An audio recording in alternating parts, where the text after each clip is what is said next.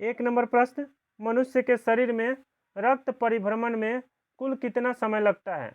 मतलब मनुष्य के शरीर में रक्त को पूरा घूमने में कितना समय लगता है, यही बताना है। तो इस प्रश्न का आंसर होगा 23 सेकंड लगता है।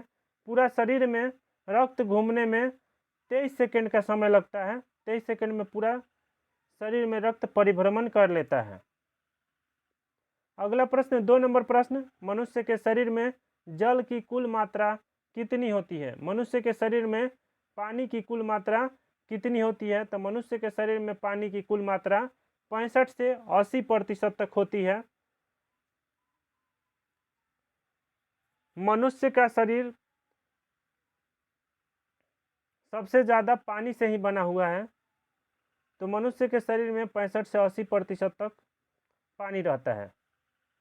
3 नंबर प्रश्न, मनुष्य के शरीर में रक्त की मात्रा शरीर के भार का कितना प्रतिशत होता है? मनुष्य के शरीर में रक्त की मात्रा शरीर के भार का कितना प्रतिशत होता है? तो आंसर होगा 7%। इसका मतलब कि अगर कोई मनुष्य 100 केजी का है, अगर कोई आदमी का वजन 100 केजी है, तो उसके शरीर में रक्त होगा 7 केजी, क्योंकि जितना वजन होता है उसका 7% शरीर में ब्लड रहता है, खून रहता है, रक्त रहता है। ठीक है, आपका जितना भी वजन होगा उसका 7% निकाल लीजिएगा। 7% निकालने के बाद जो मान आएगा वही ब्लड का, रक्त का मान होगा कि उतना आपके शरीर में रक्त है।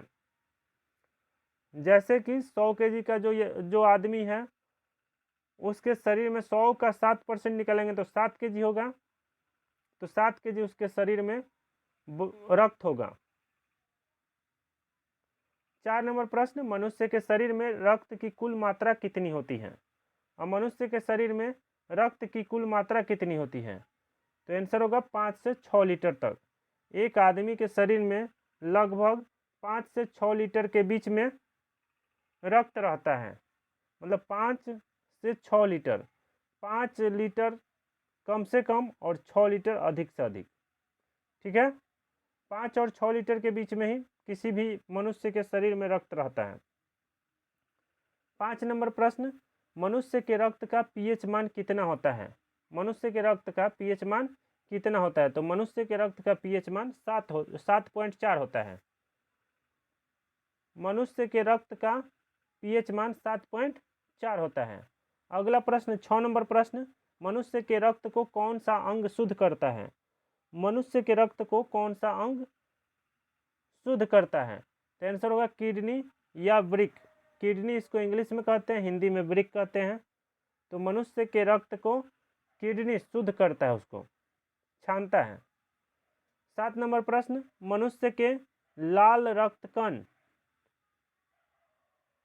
जिसको कहते हैं आरबीसी, आर मतलब रेड, रेड मतलब लाल होता है, बी माने ब्लड, ब्लड माने रक्त होता है, सी माने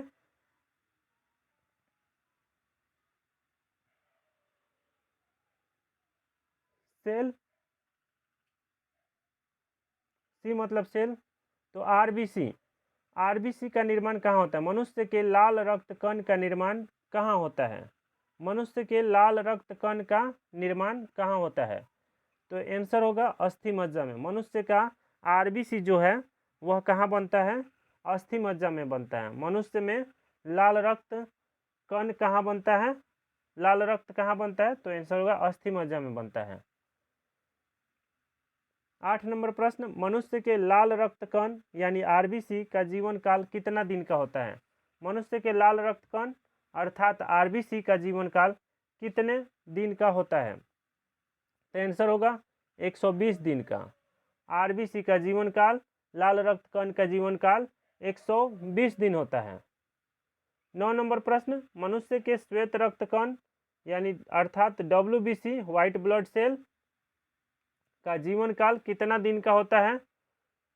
मनुष्य के श्वेत रक्त कण का जीवन काल कितना दिन का होता है? तो आंसर होगा 1 से लेकर 4 दिन तक होता है।